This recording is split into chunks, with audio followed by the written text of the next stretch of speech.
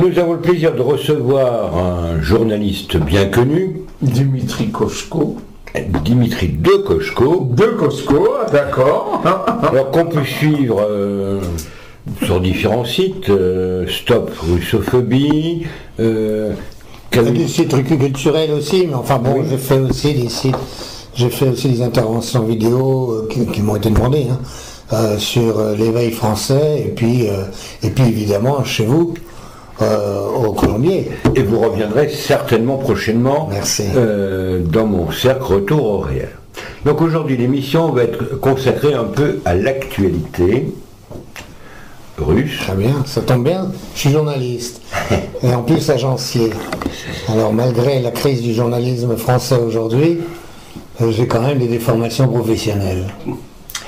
Donc cet été, lors de ses vacances, le président Macron a reçu dans sa datcha française le président russe.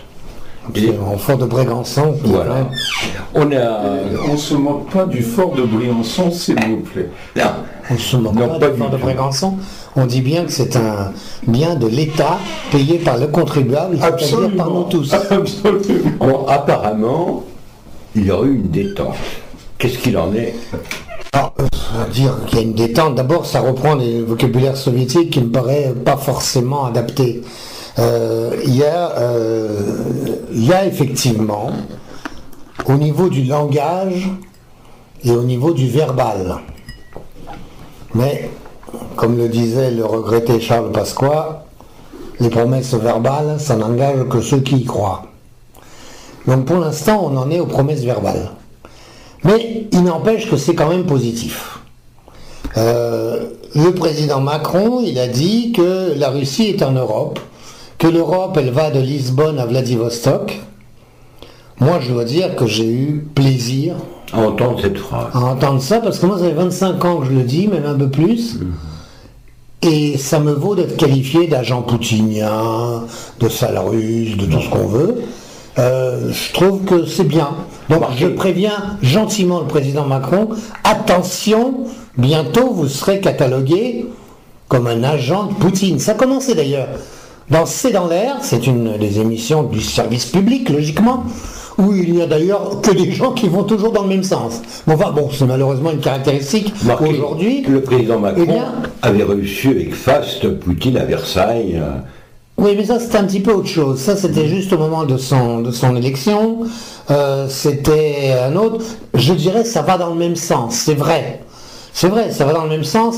C'était quelquefois un peu naïf, notamment quand on expliquait qu'il allait impressionner Poutine avec les fastes de Versailles. Quand on a vu en Russie Petrodvorets, Tsarskoye Selo et même l'Ermitage, et Poutine est quelqu'un de Saint-Pétersbourg. C'est difficile quand même d'impressionner un monsieur comme ça avec des palais de type Versailles. Mais bon, peu importe.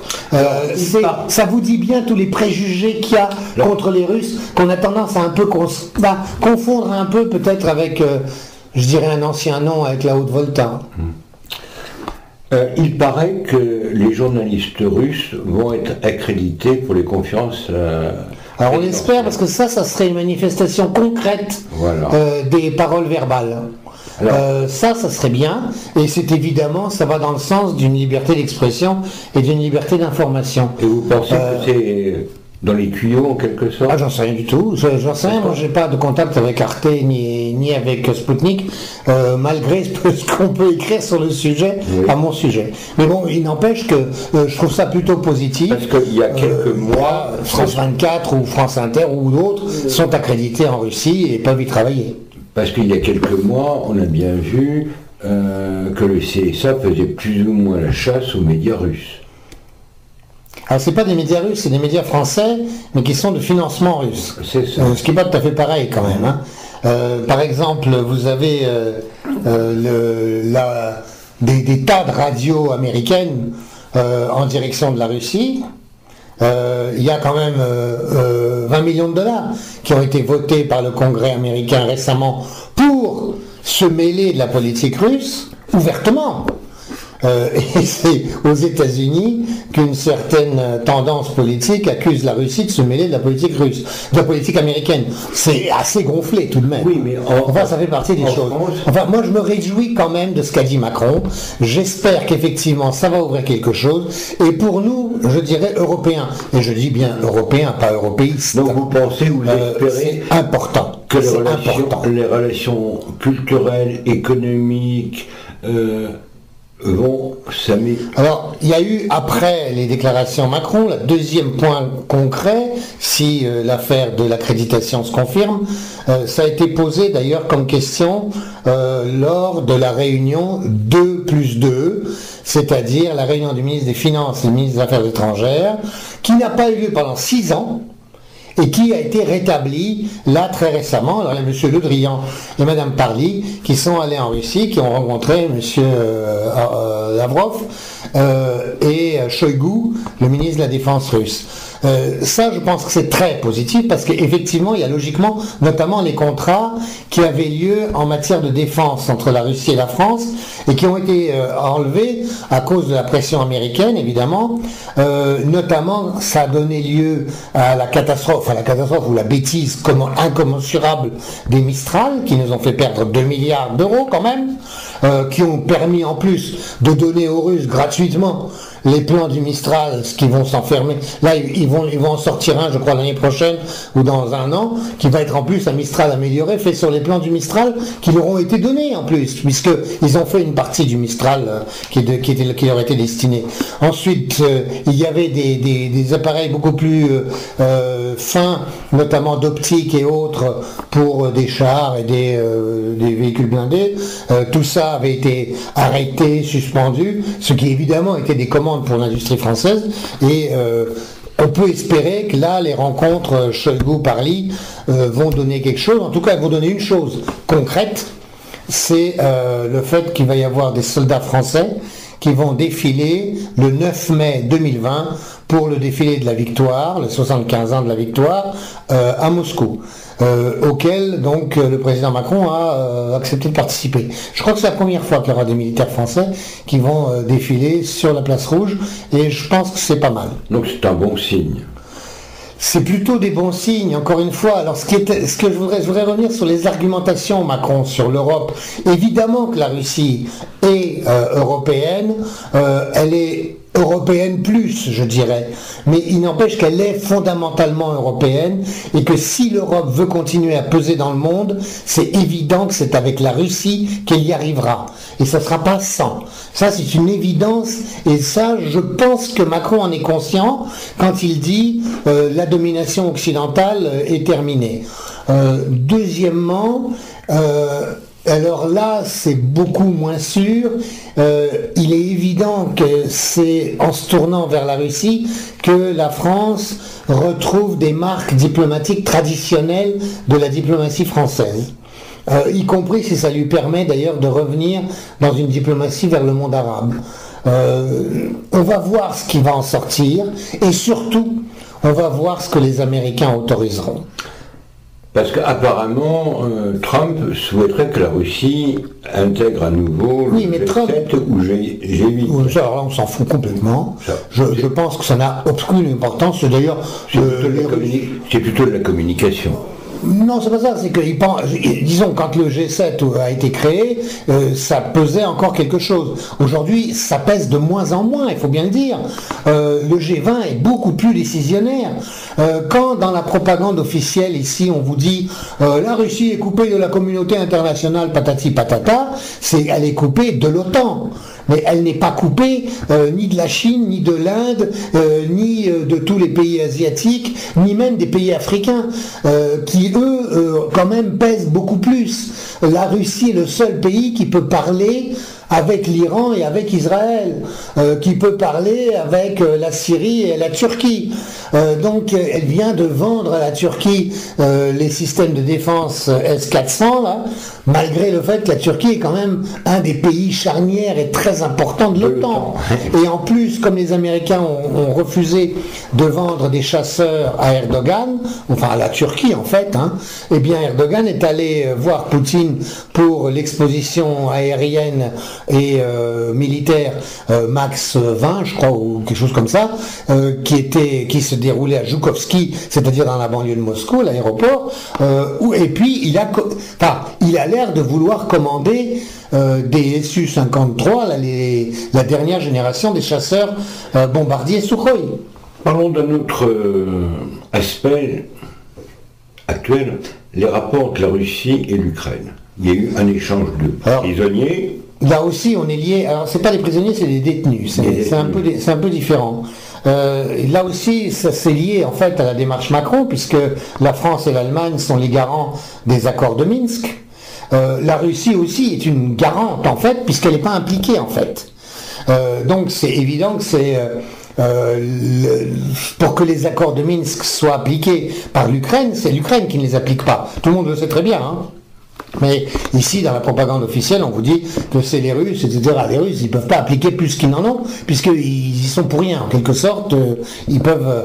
Mais, bon, ils ont voulu visiblement faire un geste de bonne volonté après l'élection de Zelensky, et ils ont accepté cet échange de détenus, et je dis bien détenus, pas prisonniers, parce que d'abord c'est pas des prisonniers de guerre la plupart du temps, d'autre part ce sont du côté ukrainien, les gens qui étaient détenus c'était essentiellement des Ukrainiens. Alors il y a des gens par exemple qui se sont étonnés en disant « Oh, Zelensky il a accueilli les détenus qui revenaient de Moscou, enfin de Russie, et puis en Russie personne d'officiel n'a accueilli les détenus ». Bah, évidemment, la plupart c'est des Ukrainiens. C'est vraiment pour les libérer que la Russie a accepté de faire ce geste qui avait un caractère plus humanitaire et évidemment un caractère de message diplomatique, notamment à l'égard de Macron et sans doute de l'Allemagne, pour pouvoir peut-être aider à relancer Minsk si Zelensky a les moyens de relancer les processus de Minsk. Le problème avec Zelensky n'est pas un homme libre. S'il est complètement dépendant des Américains, et les Américains au sens large, maintenant c'est difficile à caractériser, encore plus que d'habitude, puisque Trump a l'air d'être sur une ligne, et l'État profond sur une autre, le Pentagone sur une autre, et les différentes agences de renseignement sur une autre. Donc, il est évident qu'il y a une partie des Américains de cet État profond qui veulent se servir des Ukrainiens comme chair à canon contre la Russie et continuer à garder l'Ukraine comme le ventre mou de la Russie en vue d'agression contre la Russie. Ça c'est évident, mais il y a une autre partie des Américains qui n'en veulent peut-être pas ou qui s'en fichent, qui considèrent que ce n'est pas vraiment une priorité et que la priorité c'est quand même le problème avec la Chine. Là aujourd'hui, Poutine joue le fait qu'il y a une partie des Américains qui visiblement peut laisser Zelensky essayer de traiter et de calmer le jeu, disons, à Donetsk. Mais il a aussi tous ces commandos fascistes qui ont été tout de même financés, aidés, armés par notamment l'État profond, le Pentagone, qui leur ont livré des armes modernes, qui leur envoient des mercenaires, qui leur payent des mercenaires, notamment venus des Pays-Bas, de Pologne, et on dit aussi des organisations islamistes, des djihadistes qu'ils ont évacués de Syrie, qui étaient parmi ceux qu'ils subventionnaient ou qu'ils surveillaient. Donc ça va être difficile, ça aussi. Alors la population ukrainienne, si vous voulez, c'est évident qu'elle en a marre, et elle l'a bien montré en rejetant Poroshenko à 70%. Elle a beaucoup de mérite, la population ukrainienne, beaucoup de mérite parce que vu le matraquage de propagande qu'elle subit, c'est pas mal qu'ils aient quand même voulu arrêter un peu cette haine du russe qui en fait est une moitié de la population ukrainienne et qui est totalement mélangée bien évidemment.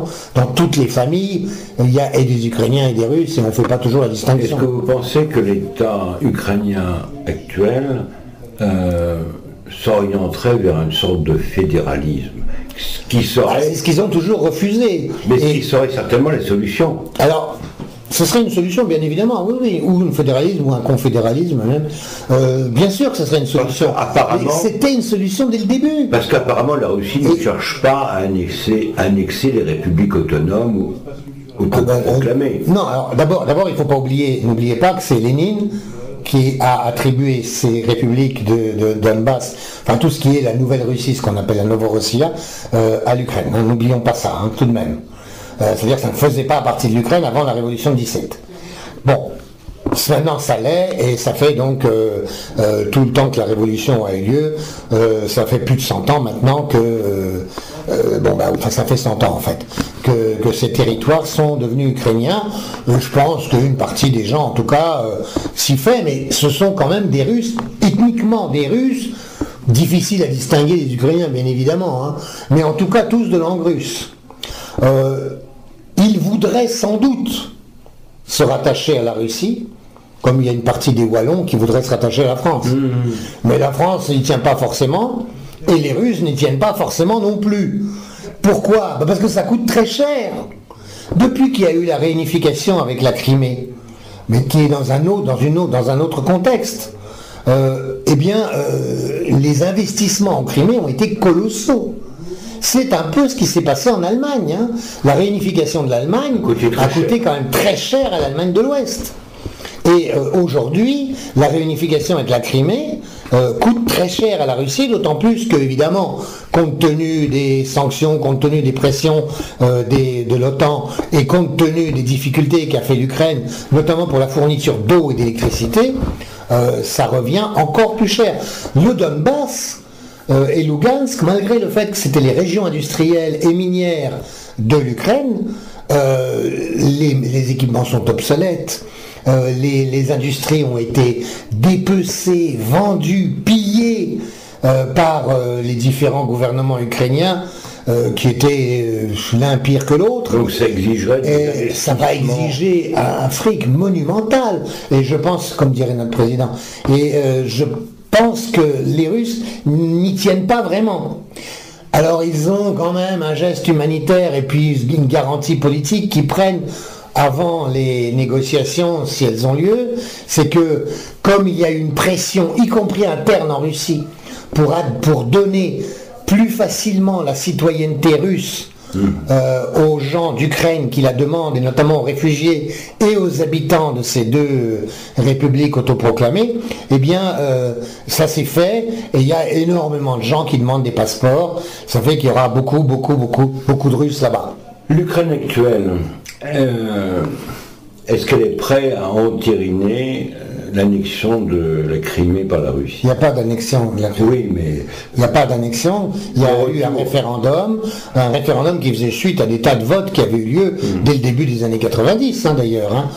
Donc c'est totalement évident. Alors, entériner ou pas entériner, je vous dirais, c'est un chapitre clos.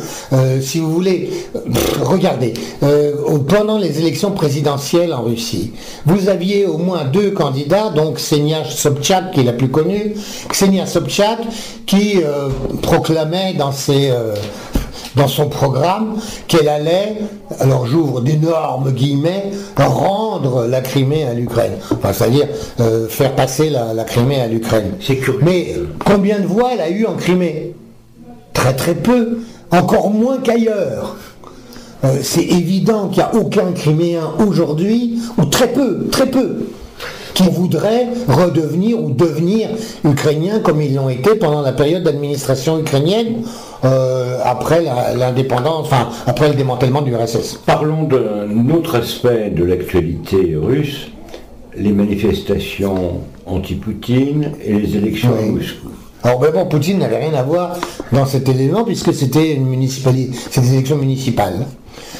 Alors, disons que ce qui s'est passé, mais là, si vous voulez, pour nous, à Stop Russophobie, par exemple, on ne s'occupe pas des aspects de politique intérieure russe, puisque notre idée à nous, c'est d'éviter qu'il y ait russophobie qui empêche ou qui gêne les intérêts français.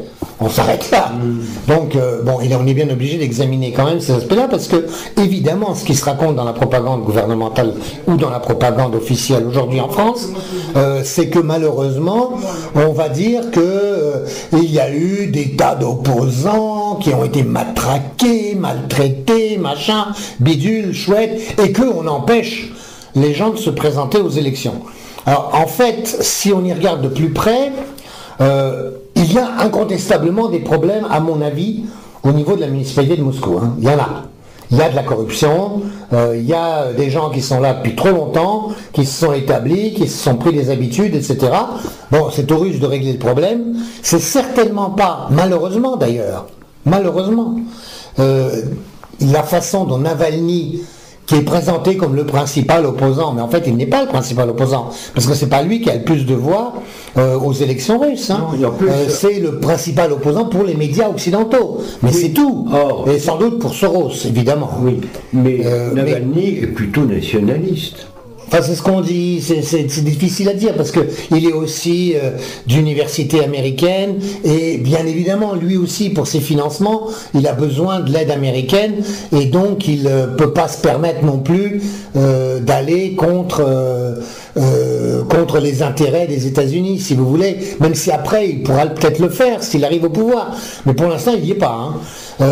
Donc, si vous voulez, le problème, c'est que lui a très bien joué au niveau de la com. Il a, le règlement, c'était qu'il fallait obtenir 5000 signatures de n'importe qui, hein, pas des maires, pas des élus comme chez nous pour les présidentielles. Hein. 5000 signatures de moscovites pour pouvoir présenter des candidats. Ça demande un boulot militant, si vous voulez. En plus, les gens, ils filent pas leur signature très facilement. Regardez aujourd'hui le référendum sur l'aéroport de Paris, là, qui veulent essayer de dont ils veulent nous priver, disons, comme un. Eh bien, les gens, quelquefois, ne savent même pas qu'il y a ce référendum, enfin, qu'il y a cette préparation au référendum, et les signatures, ils ne signent pas. Ou ils ont peur. Moi, je connais des gens qui ont peur. Alors, en Russie, bien évidemment, ça va être le même effet. Donc, il faut qu'il y ait des militants qui passent pour demander les 5000 signatures. Alors, les communistes l'ont fait, Zhirinovsky le fait, des partis qui bossent, si vous voulez, peuvent le faire, des tout petits partis ne peuvent pas le faire, et les partis pro-américains, pro-otaniens, perçus comme tels, même si à Moscou, ils ont une certaine implantation, notamment dans une certaine jeunesse de classe moyenne, ou aisée d'ailleurs. Enfin, c'est les bobos moscovites, si vous voulez, qu'on appelle, hein, ou à Saint-Pétersbourg, ou à Ekaterinbourg, il y en a quelques-uns comme ça, c'est leur public en gros. Mais les bobos, ils vont pas être militants. Les bobos, ils s'occupent d'eux-mêmes, de leur nombril, de leur fumerie, de leur machin, tout ce que vous voulez. Mais c'est pas des gens qui vont faire les sorties de métro pour demander des signatures. Alors quelques-uns l'ont fait, mais ils n'ont pas obtenu les 5000 signatures.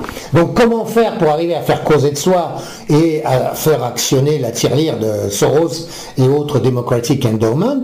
Eh ben, il faut se faire voir, il faut faire de la com. Et ça, ils savent faire. Alors, ben, on fait une manifestation interdite, on se mêle à de la foule lors de fêtes ou de commémorations ou d'événements, ça fait qu'on n'arrive pas à compter le nombre de manifestants, ça fait qu'on peut dire qu'il y a toujours plus de manifestants, et puis évidemment les flics, ils interviennent là-dedans, les flics, ben, ils sont comme partout, hein, ils interviennent pas toujours délicatement. Mais ceci dit, par rapport à ce qu'on a vu avec les Gilets jaunes, moi je trouve qu'ils étaient étonnamment civilisés. C'est ce qu'a rappelé Poutine d'ailleurs. Alors il l'a dit quand évidemment il y a une journaliste de commande qui a posé la question, ce qui était très bien que ça a été posé, et Poutine a répondu. Hein, là il a dit c'est très gênant parce que je suis invité.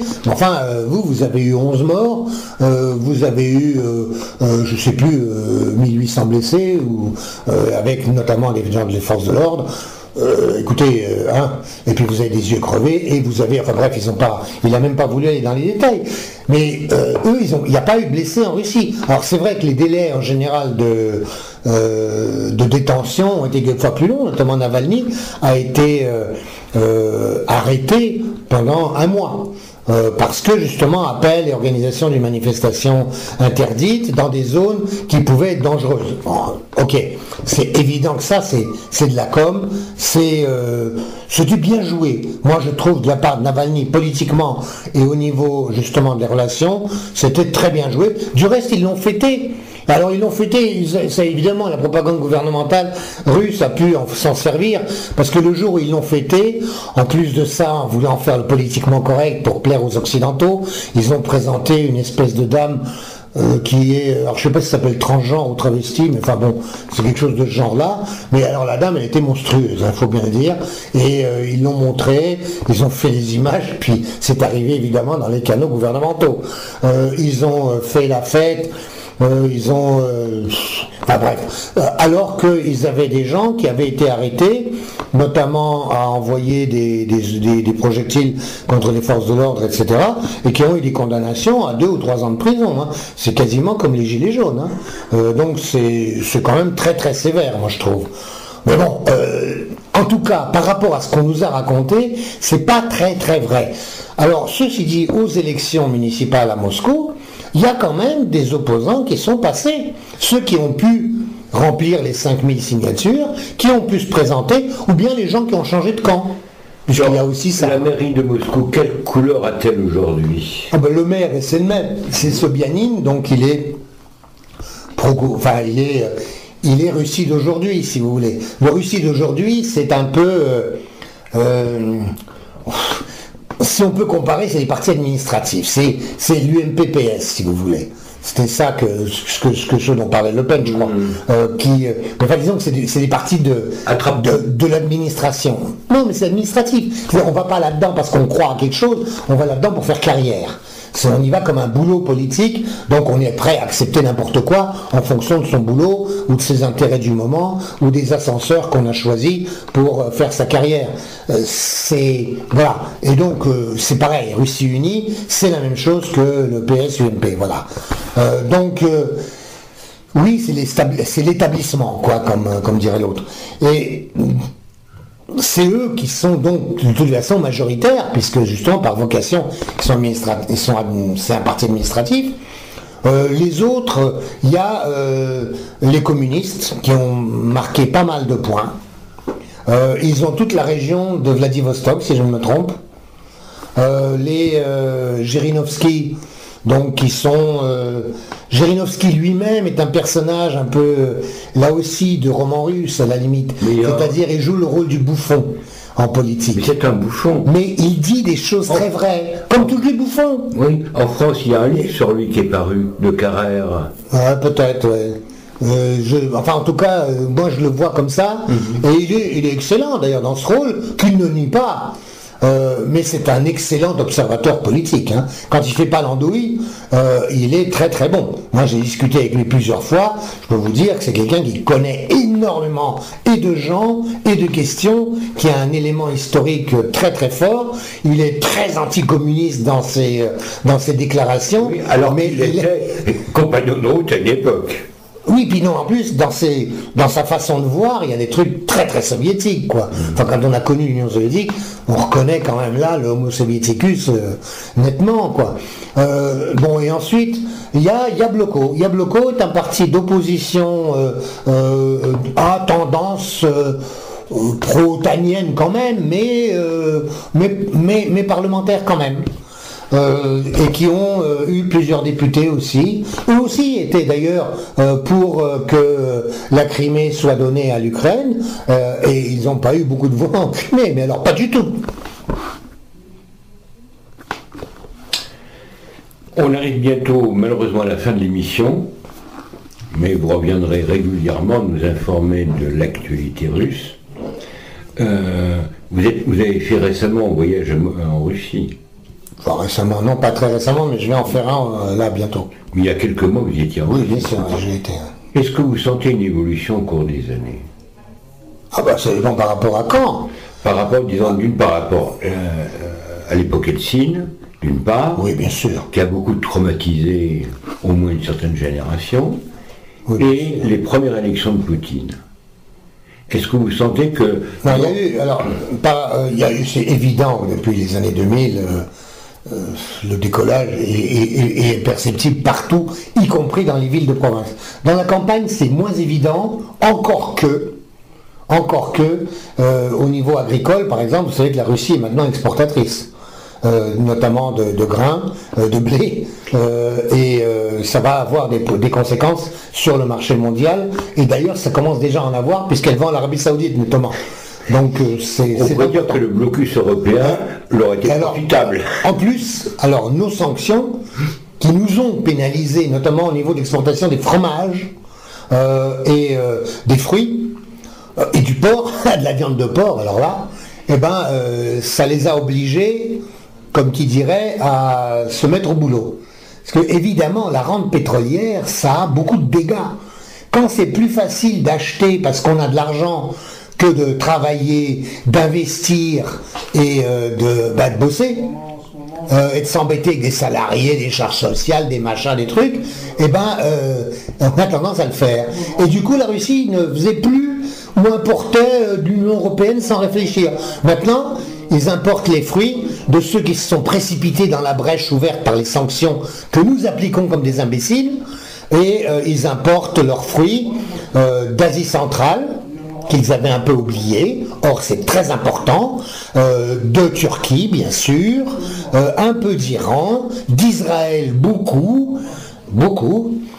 parce que eux au moins se sont pas associés aux bêtises américano-Union européenne, et puis évidemment ils ont retrouvé leurs partenaires d'Asie, notamment les Vietnamiens, pour un certain nombre de fruits et de produits. Oui, et ils se sont mis à fabriquer des fromages. Alors au début on a dit ils n'ont pas vraiment réussi, c'est vrai, mais maintenant il y a des camemberts et il y a des fromages qui sont pas mauvais du tout en Russie. Il y a une production, notamment de viande, qui est quand même meilleure. Je pense, moi, pour ma part, mais ça c'est une analyse de spécialistes à la limite, que la réforme agraire, la réforme des statuts fonciers n'ont pas été exactement bien en Russie, c'est-à-dire que ça a trop favorisé les grandes latifundia, je dirais, les grandes propriétés, et ça n'a pas assez encouragé une propriété plus petite qui aurait pu être de type bio, nouvelle agriculture et des choses comme ça. Bon, ils n'en étaient pas là. Aujourd'hui, ils commencent à avoir cette réflexion-là. De même qu'ils commencent à avoir une réflexion sur le tri sélectif pour les ordures ménagères et à essayer d'éliminer les décharges qui sont une catastrophe en Russie. Alors ils commencent à en être conscients et ils vont commencer à changer ça. Bien, cher ami, on arrive au terme de notre émission. Pouvez-vous rappeler les différents sites sur lesquels on peut trouver on peut avoir un complément d'information en quelque sorte sur stoprussophobie.info. Il y a le Twitter qui correspond, Stop Russophobie aussi. Là vous avez des révisions sur les différents points d'actualité, sur les articles les plus russophobes, pour les corriger un peu ou bien au moins les compléter pour que les gens comprennent. Ça c'est utile. Très important, disons, parce que la manipulation, on pourrait dire quel peuple n'en est pas victime plus ou moins aujourd'hui. Oui, mais d'un autre côté, vous avez aussi la possibilité qu'offre Internet de rattraper l'information, alors avec tous les problèmes d'Internet, c'est-à-dire qu'il n'y a pas de code, il n'y a pas de règles de fonctionnement professionnel par rapport au journalisme professionnel, mais vu ce en quoi on a transformé le journalisme professionnel chez nous, en tout cas, plus personne ne fait confiance aux médias. Et cette année, vous allez continuer votre activité annuelle, culturelle. Alors ça, par ailleurs, oui. Alors là, qui elle est très ouverte, c'est-à-dire qu'on est ouvert à toutes les tendances. Bon, peut-être pas. De toute façon, les russophobes haineux n'y vont pas. Donc, de toute façon, on les a pas, donc c'est très bien. Mais disons que toutes les tendances des écrivains en Russie, en tout cas, sont représentées. Je ne vous dirai pas qui, parce que je ne suis pas chargé de faire la police, mais j'ai remarqué à votre journée du livre russe et des littératures russophones, donc russophones, donc c'est plus que la Russie. Violemment anti-russe. Ah oui, bien sûr, mais il y en a plusieurs. Parce que il y avait notamment, par exemple, Alechkovski, il y a eu un petit jeune de Biélorussie. Non, mais pour montrer que vous êtes ouvert. Ah, mais complètement. Vous avez des Russes qui m'ont tenu le discours suivant, que ce soit le patriarcat de Moscou, que ce soit le pouvoir politique, ce sont tous des KGBistes pour eux. Oui, vous allez. Enfin, c'est une analyse un peu courte. Hein. Un peu simpliste. Un peu simpliste aussi. Puis bon, il faut encore savoir ce que font ces fameux KGBistes. En plus, bon, le KGB n'existe plus. Il faut quand même le signaler. Alors, cher ami, à très bientôt. Merci à vous. Au revoir à tous.